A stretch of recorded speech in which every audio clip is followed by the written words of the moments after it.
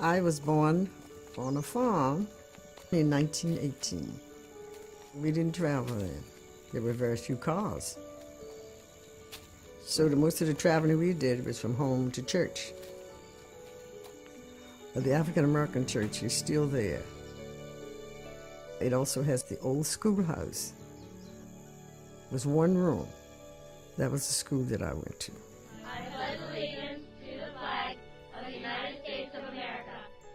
We all worked together and talked together and played together. And it also built up our spirits, too. Good morning. Good morning. I'm an Avon Lady. Your wife at home? I've been an Avon Lady for 50 years. Walking door to door. I made a lot of friends. I've helped a lot of people. People have taught me a lot as far as life is concerned.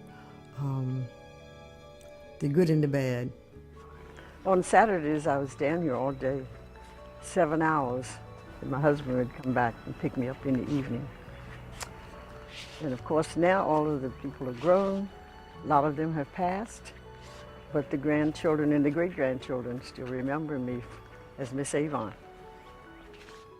If the children are outside, when I'm coming down the street, they go and tell their parents, here comes Avon Lady. And they all go in with me. Sometimes I'd have coffee, and with some of my friends I had breakfast. Sometimes I would stay with the children, and they knew they could depend on me. Persons that I visited would have some problems, and they just wanted someone to talk to. Whatever things they wanted to talk about, they'd have it ready when I got there to discuss it. And so I had a listening ear, and not that I could give them advice, but in a lot of cases, just having them talk to me or to talk out their problem, it helped.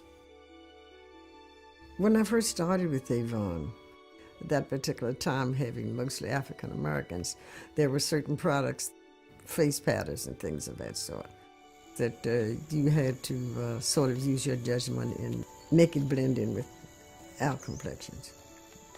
I could sort of blend the shades together. I mix it myself.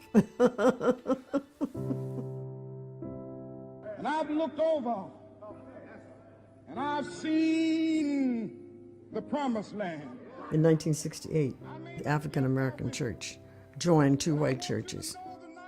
We were having a meeting at the time when People will get to the promised land. a call came in that Dr. King had been assassinated.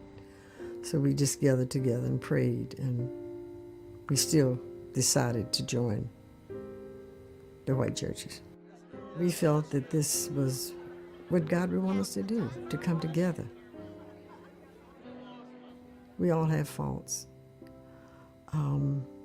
We look for the good in each other, and we just make it work.